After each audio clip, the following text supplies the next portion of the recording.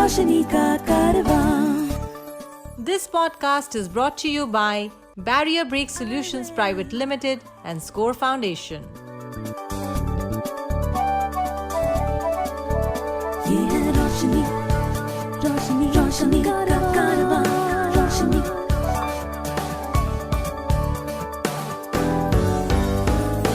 आई वे, ये है रोशनी का कारवां।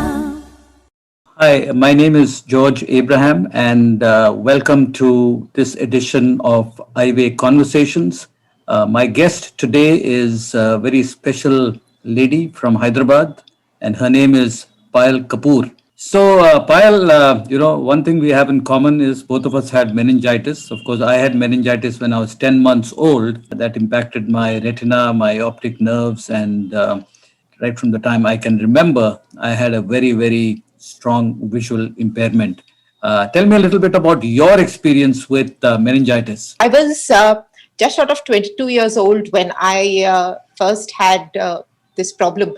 And in my case, unfortunately, the meningitis was not even diagnosed. There was no official diagnosis of meningitis, which was what caused half the problem. And it eventually, ended up with me losing my eyesight. My spinal fluid pressure rose because of that, and because it was undiagnosed and untreated.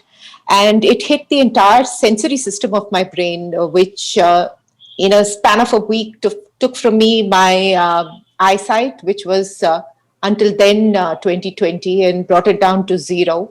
Yeah. It impacted my other senses as well. My sense of taste and smell, my hearing, as well as my sense of touch. So it pretty much destroyed my entire sensory system to a great extent. Total Payal lockdown. Completely. Yes, I know we have to be with the times. So in today's parlance, yes, it was a total lockdown, all right. But you are speaking now, you can hear now. So how did all that happen? Yes, correct. I think it was about almost 1 full year that was spent like this, with treatments and with hospitalization, which was 2 stints for over 2 months, and then flying to Bombay and consult some of the country's best neurologists and things like that. So basically, at that point in time, the best neurologist of the country told me that I would eventually vegetate, and nothing could be done for me. And he wanted to perform a surgery on my spine and that kind of stuff. And my dad told him that no, please, we'll take her as a vegetable. It doesn't matter. Right. Little did he know, or little did we know, that life would again, turn, and this time for the better. Yeah. Some alternate therapy, some, homeopathy, acupuncture, and all of those kind of things helped me recover. If you ask me today exactly what helped, I don't know. But my over a period of time, my sense of smell and taste recovered gradually. Very good. My hearing recovered gradually. So now, 28 years later, I can hear from 1 year about 99%. I have some amount of perception in my left ear, although I can't really hear. It doesn't have the, speech part sort of still tuned in. My sight is still zero. Let's step back a little bit before 22. Tell us a little bit about your life before you were 22. I grew up in Hyderabad with my parents and a younger sister who's 4 years younger than I am. Right. And we've been in Hyderabad all our lives. So I studied in an all-girls school called Nasar, which was a wonderful experience. And, I think the foundation of who I am today was probably laid there. Love for language, love for writing, love for, Talking. lot of things came from there. Any romance that you had before your Yes, there was just a lot of romance, with a lot of romantic literature that makes you the usual starry-eyed teenager, hoping for some fabulous things in life. And I did my hotel management, and it was a fabulous 3 years of a lot of hard work, like really put through the ringer. But it was extremely interesting. And in fact, I was to be married before this entire thing went down, and I fell ill. I was to be married in the next 3-4 months, but unfortunately, after this, I think it was just too much to take. So it eventually didn't happen. So at 21, when you were kind of finishing your hotel management, and I believe you started working as well. Yes, I did. Yes. Tell us the story of the turnaround then. How did it all turn around after 6 years? Like I said, I got fed up, and then those well-meaning friends who had always hovered in the periphery, and sometimes were brave enough to come in front of me when I didn't pitch a fit about it. One of them knew this, this gentleman who I had also heard of from other friends, who was blind himself. He was called Mario Thompson. He was blind himself, and ran this organization called Caring Aid for the Visually Impaired. And he rehabilitated people with vision loss. Right. So they said, why don't you at least go and meet him, have a conversation with him, and see what is to come of it. Right. And that's what I did. I think it was time. This was the road that was going to finally turn at the crossroads. So I went and I met him, and he was an extremely energetic and very, very, positive and an extremely convincing man, who told me that there was life outside of this entire space that I had, locked myself into, this little bubble.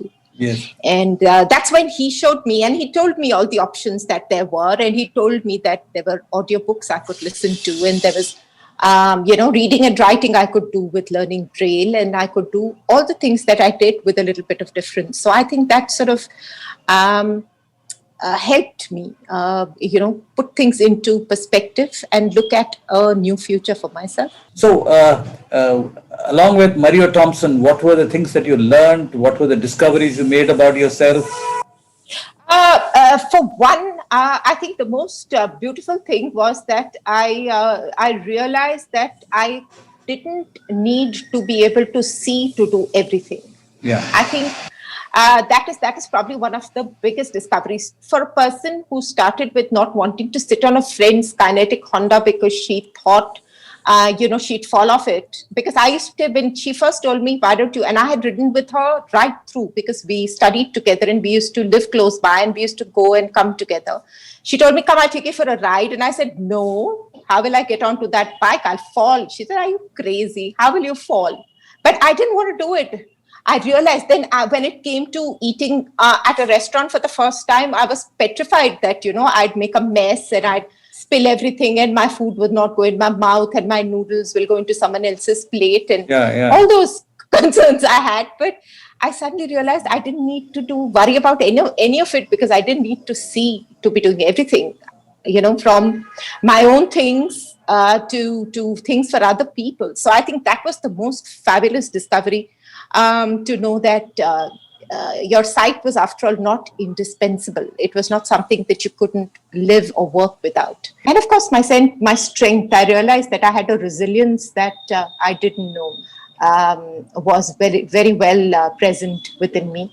Because as much as I wanted to, sort of just throw in the towel and say, no, I can't do this and walk away, but I couldn't bring myself to do it. So when did you kind of think of getting back to working? Because I think you spent close to 6 to 7 years kind of getting to terms with things. So when did you think of actually starting to work, and what made you think that you can actually work?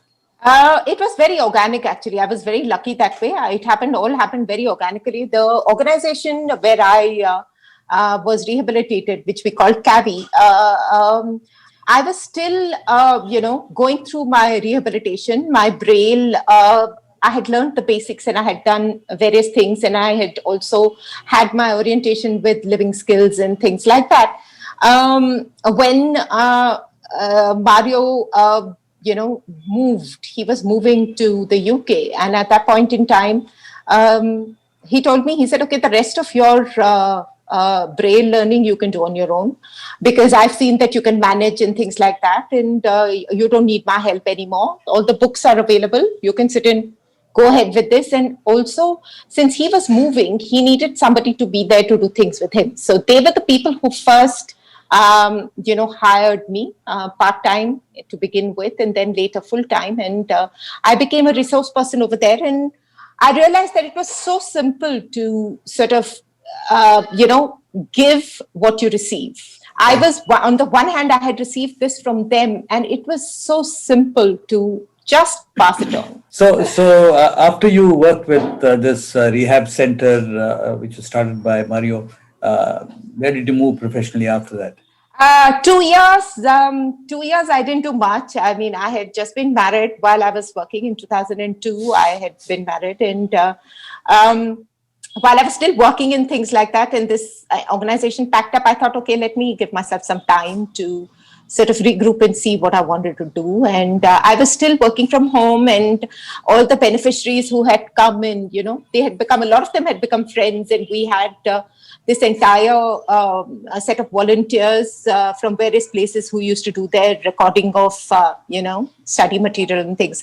So I continued doing a whole lot of stuff from there. But there was always this hankering to get back into the hotel industry, which was my industry of choice and education, but didn't know how. Fortunately, then again, like I said, a lot of things happened that way for me. There was a hotel opening up in Hyderabad called the Justa Group of Hotels, and the person the founder of the hotel, the CEO and the founder of the hotel, was a former Oberoi employee. Right. And he was hiring, he was looking for people in Hyderabad while still setting up the hotel. And the sales manager who was going to take over was a dear friend of mine. And she told me, why don't you try? Because she knew that I wanted to do this. Yeah. And sort of I met him, and then he didn't know how I would go about things. So I explained to him how we worked with the computer and various things. So that's what gave me my entry into the hotel, which was just for 3 months for a trial, because he needed to see how it would work and, whether it made any sense to him or not. So that's where my journey and re-entry into the hotel industry began. And then moving on, what happened after that? I continued, like I said, three months is what he said. But I remember he used to sit in his office and he used to listen in, because his office was right where at the back office where I used to work. And every time he was in Hyderabad, he'd sit and he'd sort of listen in to my calls while he was doing his work. Obviously, he could hear me, and he was very surprised that I was effective with, introducing the hotel and inviting people to come and see the hotel and things like that. And so he said, okay, fine, and we can continue. And then it went on slowly. My area of work expanded from being just a simple telecaller to becoming a sales executive. And I was given my own portfolio. Initially, I didn't have a revenue target and things like that. But then as it grew, I started generating my own clients and did prospecting and things like that, and went full-fledged into full-time sales, both unit and regional sales. I did that quite a bit for almost, it lasted for 12 years eventually. So you connected with your clients on the phone, and yes. It must have been some experience when they came face to face with you. Yes, some of them did. Some of them, I didn't have an opportunity to meet a whole lot of them, because my primary portfolio was,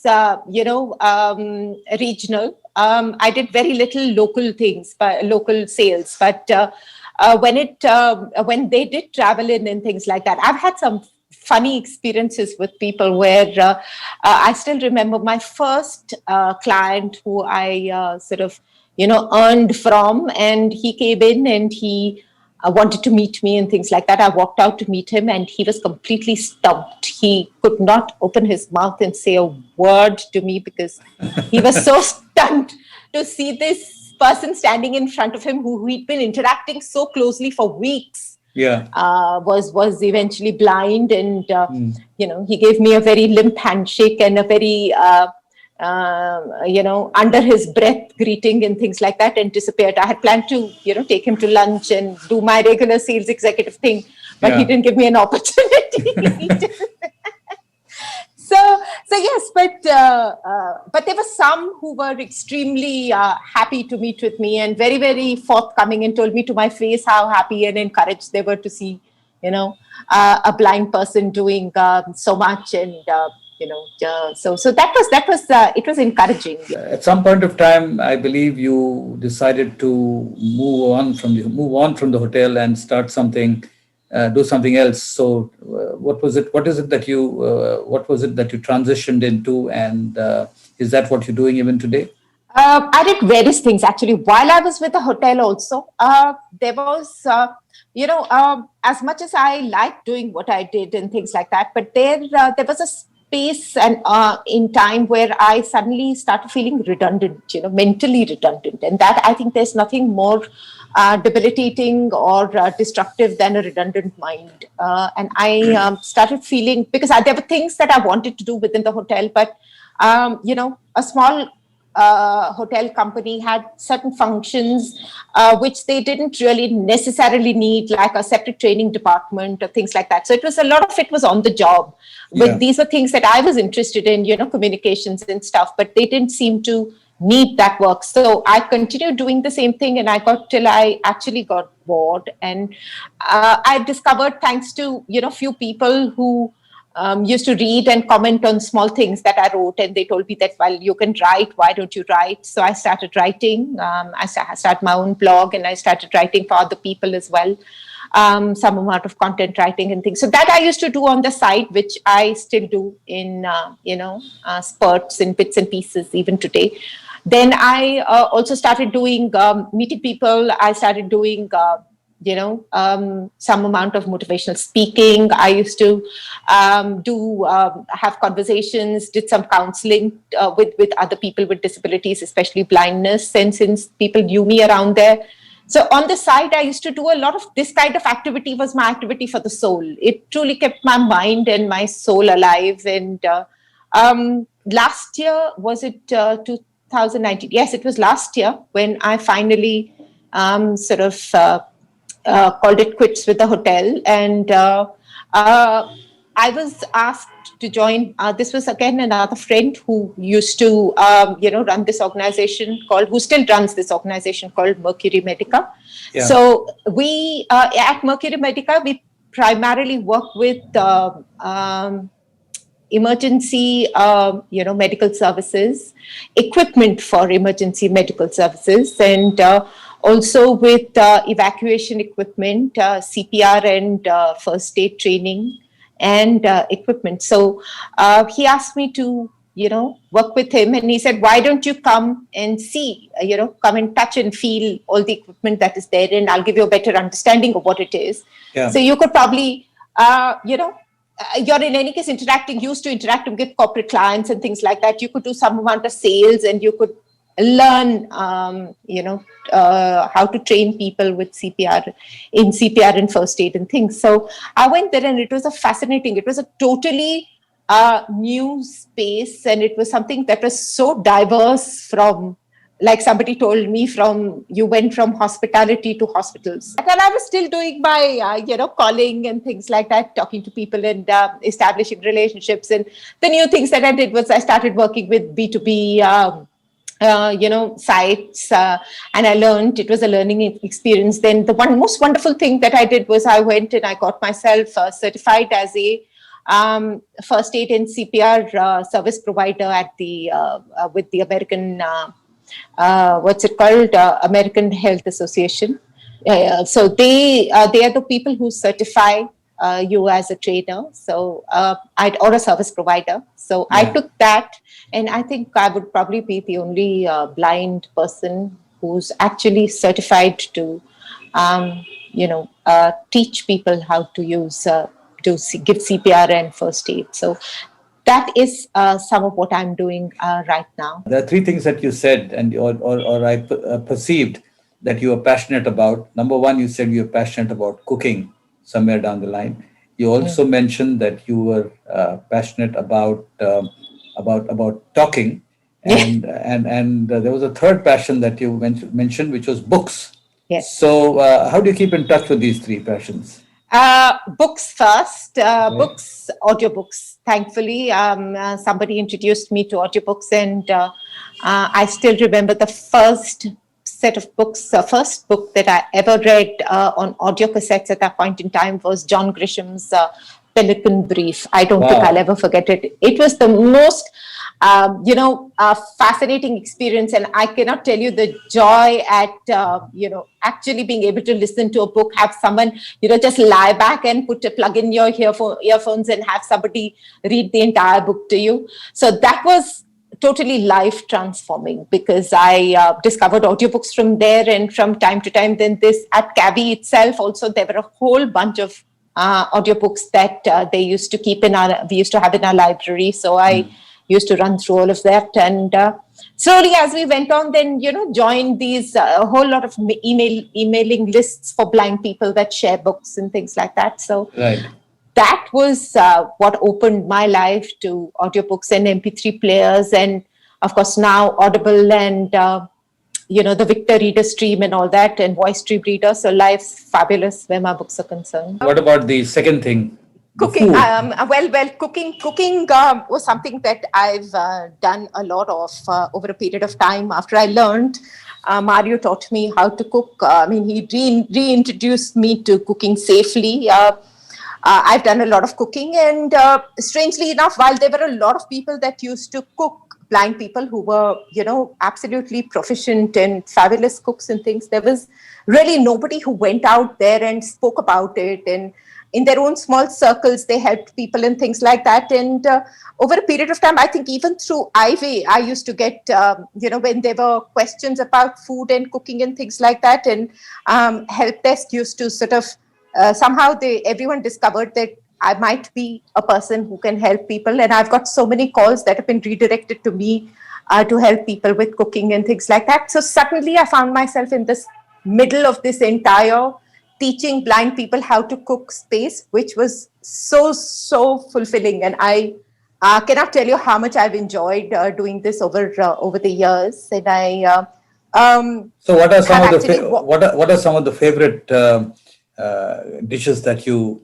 actually I love to bake, George. I enjoy baking a great deal. So I love to bake. I bake I have few signature things, one of which is my chocolate banana bread. Then I make a chocolate cake, and then a chocolate mousse and things like that. And I love to experiment with salads. And I love to Indian food, of course, that we cook regularly, and experimenting with that. I do a whole lot of experimenting with the regular Punjabi food and the South Indian food, which is where I live. So a whole lot of that. So I basically like to experiment with things. And now, thanks to YouTube and all that is available, it's pretty simple. So coming to YouTube, recently when the lockdown hit, I again found myself in the middle of a whole lot of cooking activity, because we had a whole bunch of blind people who were stuck in various places cooking on their own, and not being able to buy food from outside and things like that. And there was a demand for wanting to learn how to cook. So I had invitations on webinars to talk to people about cooking and safe cooking and what they could buy and what they could use. Then a few friends said that, why don't you start giving lessons and make recordings or something like that.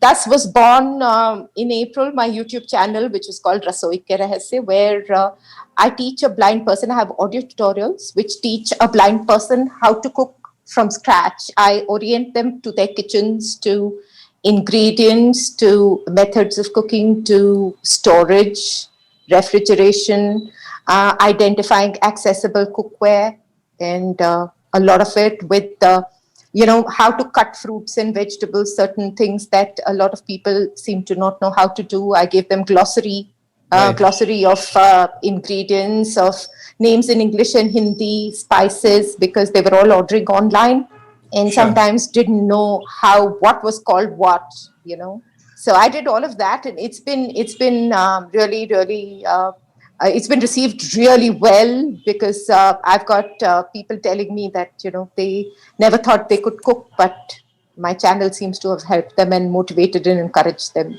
I couldn't ask for more. So the talking bit of it comes pretty much in this whole thing. talking to people about cooking and food, and then, of course, motivational speaking, a whole lot of inspirational talks and sensitization workshops and all of those kind of things. So the minute you start getting noticed and people hear of you, and I'm part of the Indian Women Network of the CII here in Hyderabad. So Right. I've been, in the meetings, I've been noticed over there. And because of that, I've met and I've had a lot of opportunities open up there. So thank you so much for sharing your life, and wish you all the best. Thank you. Thanks, George. Thank you so much for having me here. It's been wonderful running this down with you. Highway ये है रोशनी का कारवां. This podcast was brought to you by Barrier Break Solutions Private Limited and Score Foundation. ये है रोशनी रोशनी रोशनी का कारवां.